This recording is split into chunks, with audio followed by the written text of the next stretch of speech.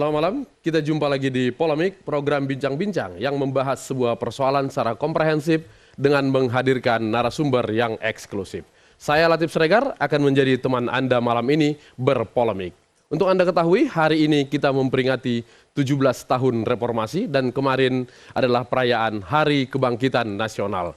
Reformasi menandai sebuah perubahan, kebangkitan nasional menandai sebuah kebangkitan. Mudah-mudahan Indonesia akan berubah dan bangkit menuju arah yang lebih baik.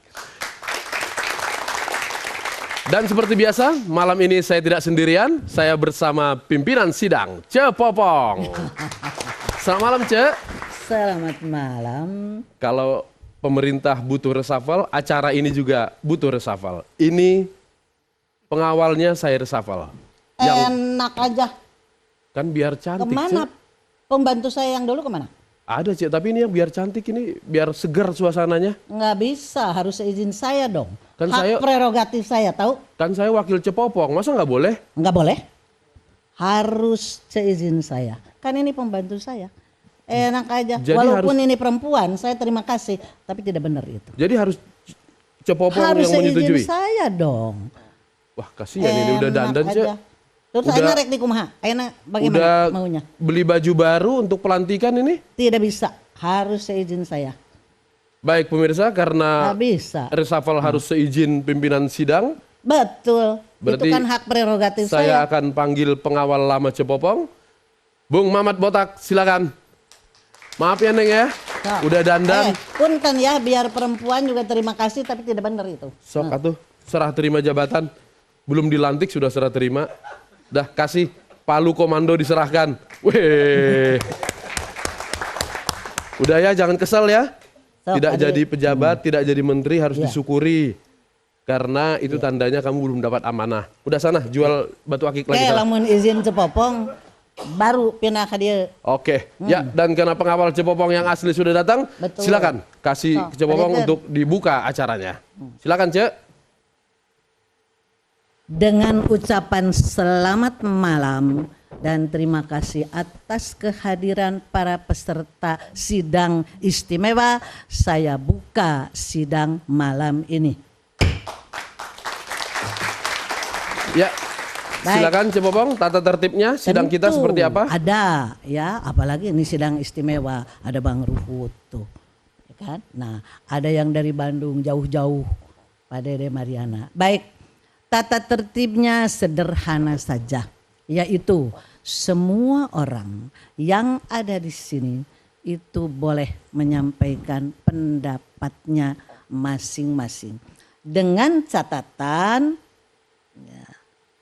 Kalau akan memotong pembicaraan orang lain, istilahnya adalah interupsi, boleh-boleh saja. Dengan catatan sopan dan seizin pimpinan. Itu tata Oke, tertibnya. boleh Baik. memotong atas seizin Ce Popong. Jadi silakan minta izin ke Ce Popong kalau mau memotong pembicaraan narasumber yang lain. Makasih Ce. Mangga. Tadi udah dikenalkan oleh Ce Popong, ada Bang Ruhut Sitompul. Ruhut, ada- Kemudian ada Bung Heri Budianto, ada Bung Agung Suprio dari Universitas Indonesia, dan ada Pak Joni G. Plate, Wakil Fraksi Nasdem di DPR. Dan di tengah ada dari Bandung, Kang Dede Mariana dari Universitas Pajajaran. Di sebelah Kang Dede ini, terima kasih Pak, di tengah kesibukan bersedia hadir di acara ini. Nggak bicara rapopo. Ya. Kenapa Bang Ruhut sudah tadi menelepon langsung? Oke, karena ini bersamaan dengan reformasi, maka di ruangan ini juga hadir sejumlah perwakilan mahasiswa. Ada dari Universitas Indra Prasta PGRI, dari kampus Aldiana Nusantara, dari STEMIK Bani Saleh Bekasi, dan dari Institut Bisnis Nusantara. Untuk mengetahui apa tema kita malam ini, mari kita saksikan tayangan yang berikut ini. Kabinet baru sudah terbentuk. Belum genap 6 bulan pemerintahan Joko Widodo dan Yusuf Kala memimpin negeri ini, ketidakpuasan atas kinerja menteri sudah menggeliat. Dua lembaga survei menggelar survei yang berdekatan antara Februari-Maret. Indobarometer melakukan survei kepuasan publik terhadap kinerja Jokowi JK selama 15 hingga 25 Maret di 34 provinsi. Dari survei itu terungkap publik menilai kinerja Joko Widodo dan Yusuf Kala belum memuaskan. Kepuasan publik terhadap kinerja Joko Widodo 57,5%, Yusuf Kala 53,3% dan kepuasan terhadap Menteri 46,8%. Sementara survei Poltreking menyebutkan 36% responden setuju dan 5,8% responden sangat setuju reshuffle. Jika disatukan ada 41,8% setuju reshuffle.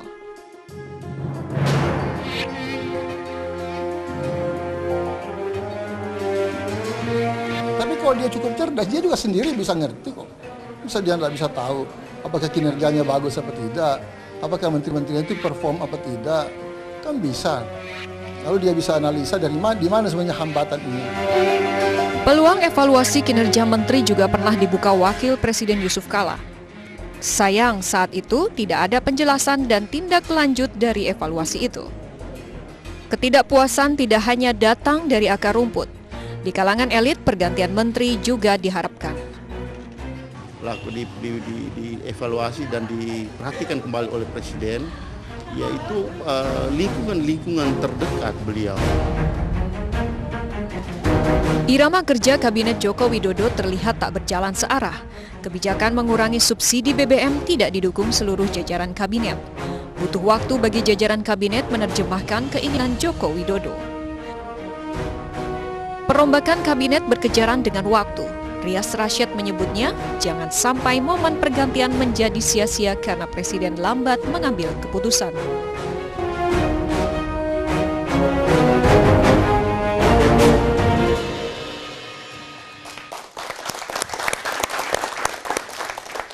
Ya, saya langsung ke Pak Joni dari partai pendukung pemerintah. Survei-survei menunjukkan rakyat menginginkan reshuffle. Apakah partai pendukung juga merasakan hal seperti itu? Baik, reshuffle itu hak atau kewenangan konstitusional presiden, hak prerogatif. Makanya keputusan terkait reshuffle itu adalah keputusan presiden. Memperhatikan pendapat umum masyarakat, maka bisa kita sampaikan presiden punya 3 pilihan terkait dengan isu-isu terkini ini. Yang pertama, pilihan presiden itu dengan tidak perlu melakukan reshuffle, akan tetapi memberikan penugasan-penugasan khusus, extra effort bagi pembantu-pembantu presidennya terkait hal-hal apa saja yang perlu dilakukan, ya di bidang perekonomian, di bidang hukum, politik, dan bidang-bidang lainnya. Pilihan yang kedua bagi presiden apabila karena setiap saat secara periodik presiden itu melakukan evaluasi terhadap kinerja pembantu-pembantunya adalah dengan melakukan shifting sejajar, ya, memindahkan dari portofolio satu kabinet ke portofolio yang lain sesuai dengan keahlian, networking, dan kemampuan anggota atau pembantu presidennya. Dan apabila menurut pertimbangan presiden saat ini dibutuhkan untuk melakukan reshuffle secara besar-besaran, maka sebagai partai pendukung presiden tentu kita memberikan dukungan itu. Mengapa? Karena keberhasilan presiden di dalam penyelenggaraan pemerintahannya adalah menjadi keberhasilan partai koalisi, termasuk Partai Nasdem. Kegagalan presiden itu tentu menjadi persoalan bagi partai-partai koalisi. Dan saya pastikan partai-partai koalisi tidak berharap presiden gagal. Namun terkait dengan kinerja bidang ekonomi saat ini, ada beberapa hal juga yang perlu diketahui. Kita memahami betul hasil survei, ya. Tapi yang perlu dipahami bahwa saat ini ada terjadi pelemahan ekonomi global yang berdampak kepada menurunnya permintaan terhadap komoditas-komoditas ekspor kita. Itu juga berdampak tidak saja secara kuantitatif, juga berdampak pada penurunan harga-harga jual. Ya, ini berakibat pada melemahnya penerimaan eksportir kita, termasuk produsen dalam negeri. Di sisi yang lain, khususnya terkait dengan komoditas pertanian, ya konsumsi kita masih jauh lebih tinggi daripada produksi kita. Nah, kita butuh untuk mengisi shortfall itu dengan melakukan importasi. Pada saat kita melakukan importasi komoditas-komoditas penting kita, ya terjadi juga penguatan mata uang US dollar terhadap hampir semua mata uang jangkar dunia, termasuk dalamnya rupiah, yang berujung atau berdampak pada naiknya harga rata-rata di dalam negeri. Jadi kita dihadapkan pada dua pilihan itu. Untuk itu Presiden telah memerintahkan kepada pemerintah kabinetnya untuk yang pertama, sesegera mungkin melakukan penyerapan APBN yang baru saja 2 bulan yang lalu disahkan menjadi Undang-Undang APBN P 2015. Ya, agar apa? Agar itu menjadi stimulus ya perekonomian khususnya di sektor-sektor pedesaan di bidang-bidang yang terkait dengan pembangunan infrastruktur yang padat karya, yang menyerap tenaga kerja banyak. Kita harapkan dari situ akan meningkatkan penerimaan dan daya beli masyarakat. Oke, singkatnya Partai Nasdem sebetulnya tidak elok mengevaluasi atau menganalisa kinerja kabinet, atau memang Partai Nasdem merasa tidak ada yang salah dengan kabinet yang sekarang? Partai Nasdem sangat menyetujui untuk dilakukan dari waktu ke waktu secara periodik untuk memberikan evaluasi dan penilaian kinerja pembantu presiden. Itu setuju sekali. Akan tetapi sesuai konstitusi kita, kewenangan reshuffle ada di presiden. Kembali ke tangan presiden. Dari tadi menyebut ekonomi, perdagangan, tidak intensi ke menteri-menteri tertentu, enggak ya? Saya? Bukan. Oh tidak. Ini memberikan pendapat untuk bangsa dan negara. Oke, baik. Kalau Bang Ruhut sebagai, kalau dibilang partai oposisi nggak cocok ya, Cek, kan katanya partai penyeimbang. Tapi karena sahabatnya Pak Jokowi yang bisa menelepon kapan saja, pernah disampaikan nggak bahwa akan ada reshuffle di kabinet yang sekarang?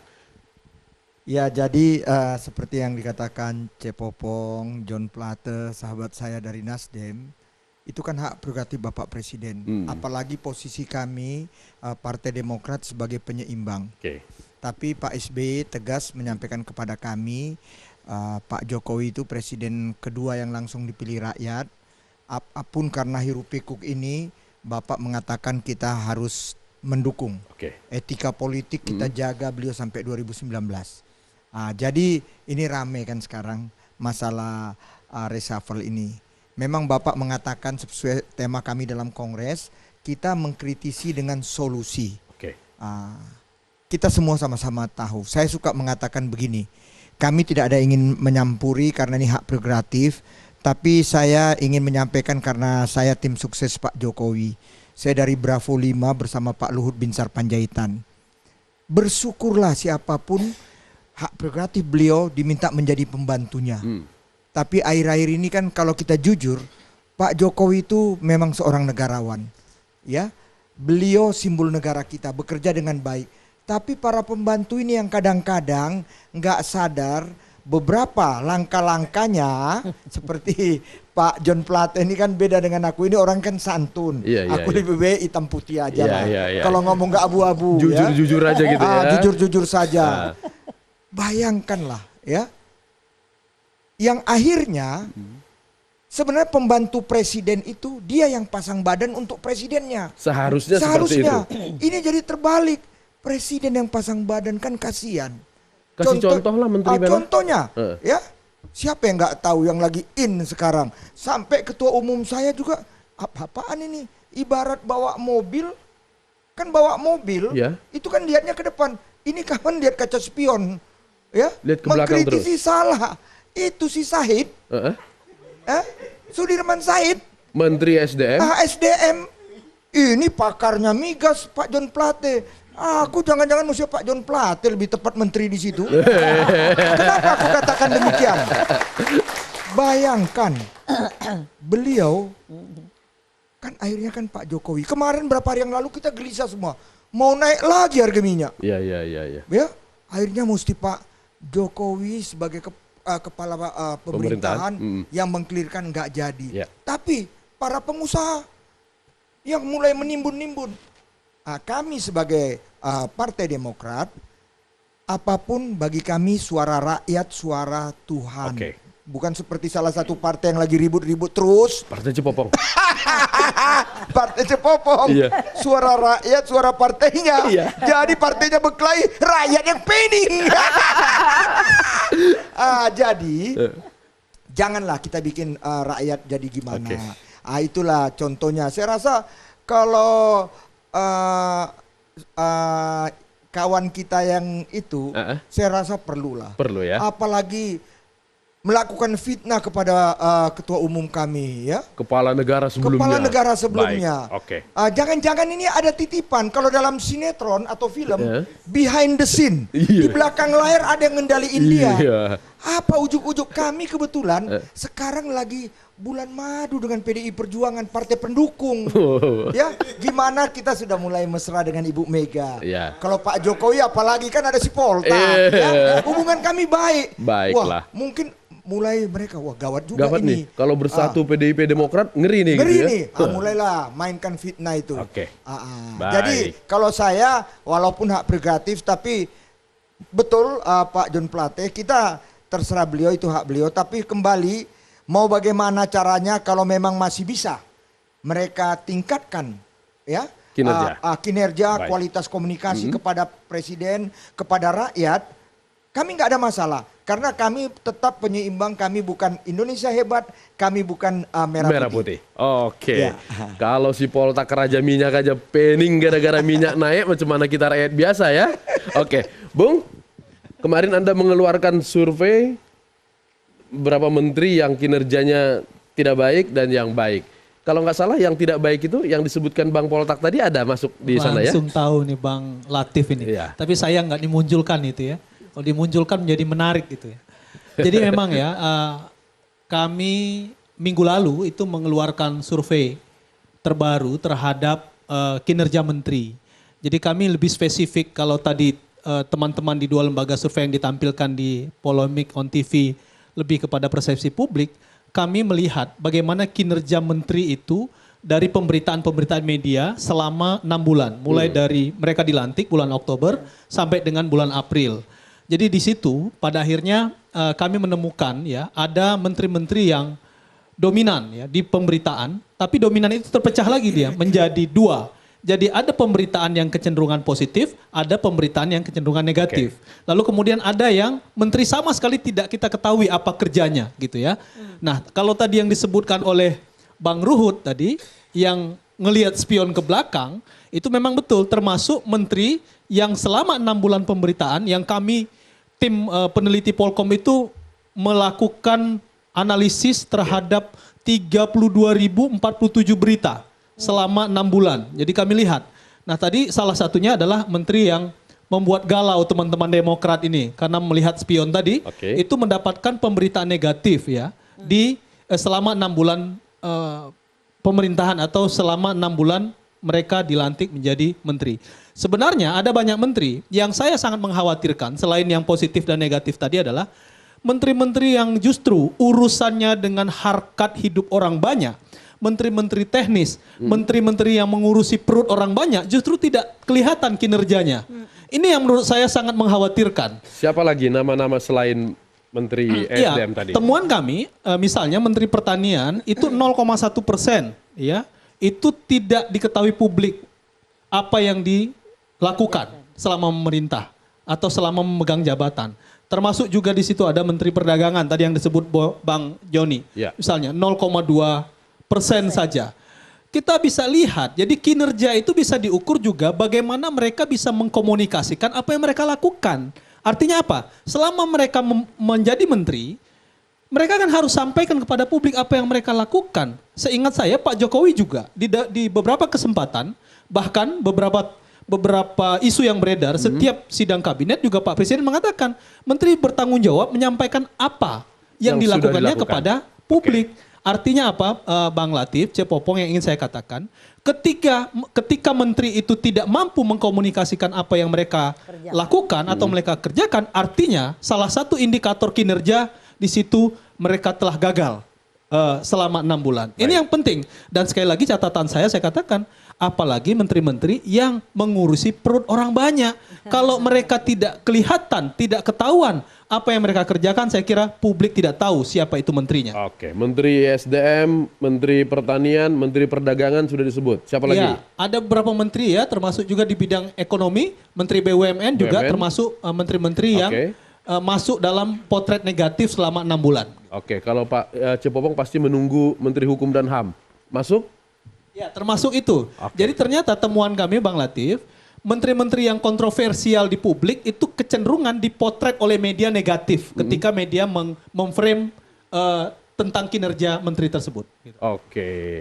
Jadi Menteri Nasdem nggak ada disebut dari 5 itu, makanya Bang Joni, tapi bijak Bang Joni, walaupun nggak ada dia bilang tetap hak prerogatif, nggak ikut didorong sama Bang Joni. Bang Agung, survei berarti kemauan publik. Kemudian partai politik walaupun itu adalah hak prerogatif, tapi tetap saja itu adalah aras politik. Tapi kinerja bagaimana menilainya? Ya, sebelumnya saya mengucapkan selamat malam dulu nih buat Presiden Republik Polemik Pak Jokowi. Dan kepada Ibu Pimpinan. Ya, yang pertama saya ingin membuat peta ya. Yang pertama apa sih yang dirasakan oleh masyarakat ya. Tentunya kan suka berbeda dengan keinginan elit politik. Nah, masyarakat itu jelas masalah ekonomi. Ya, pertumbuhan ekonomi Indonesia 4,7%. Dibanding tahun lalu jauh ya. Kemudian dibandingkan dengan Malaysia dan Filipina yang sama-sama kena krisis ekonomi internasional akibat dolar Amerika naik, itu lebih tinggi mereka. Filipina jauh lebih tinggi daripada Indonesia. Berarti ada yang salah nih dalam kebijakan Indonesia. Itu saja saya menilainya, sederhana. Nah, saya sempat melakukan survei kualitatif ya kepada karyawan. Ini salah satu narasumber karyawan yang punya penghasilan tetap per bulan ya. Dengan dua anak ya, lalu dia harus membayar BBM, LPG, ya gas, listrik yang naik ya. Lalu dia juga harus membayar harga-harga kebutuhan pokok yang naik. Dengan gaji 8 juta per bulan, hampir tidak ada tabungan buat mereka dibanding pada masa yang lalu, tahun yang lalu. Di jadi masa memang krisis. presidennya Bang Ruhut gitu ya? Bang Ruhut. Ya, ini harus diakui, ini keresahan masyarakat. Nah, yang berikutnya kalau kita melihat pedagang kecil ya yang menyewa lapak misalnya, itu karena harga listrik naik, harga LPG naik, lapak pun harganya menjadi naik. Nah, pedagang ya ketika ingin menaikkan harga jual, takut nggak ada yang beli karena daya beli masyarakat turun. Jadi stuck pertumbuhan ekonomi Indonesia.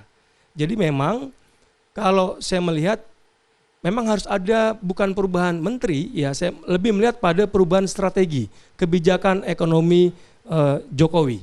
Jadi bukan menterinya yang berubah, tapi kebijakannya. Kebijakannya harus dirubah. Misalnya begini, Artinya presidennya dong yang salah. Bisa jadi karena setiap keputusan itu kan selalu lewat sidang kabinet, ya, untuk meliberalisasi migas, ya, tidak ada subsidi misalnya, itu kan pasti membutuhkan keputusan bersama. Jadi saya kira ini harus dirubah. Nah, ini pertama. Jadi kalau masyarakat ingin agar mungkin tidak hanya reshuffle, ya, kalau ada reshuffle, kebijakan pun harus berubah di sektor ekonomi. Nah, itu yang pertama. Nah, yang kedua, ini peta yang kedua. Nah, Golkar, saya membaca dari media yang ingin di reshuffle Yasona. Sekarang Demokrat yang ingin di reshuffle Sudirman Said. Yeah. Jadi masing-masing punya keinginan. Nah, PDIP tadi kita melihat di Polemik on TV, ya, sinopsisnya dia ingin ya yang di reshuffle orang terdekat Jokowi. Nah, itu saya nggak tahu orang terdekatnya siapa itu. Kabinet. Nah, jadi memang nggak ada yang padu siapa yang mau di reshuffle sampai Jokowi juga bingung. Siapa yang mau di reshuffle ya nggak Pak Jokowi? Hak prerogatif Bapak mau tertawa mau menjawab. Silakan saja. Cepopong, saya istirahat dulu. Baik. Ya. Tapi sebelum istirahat ya, Cepopong hanya ingin menyampaikan sesuatu Pak Ruhut ya.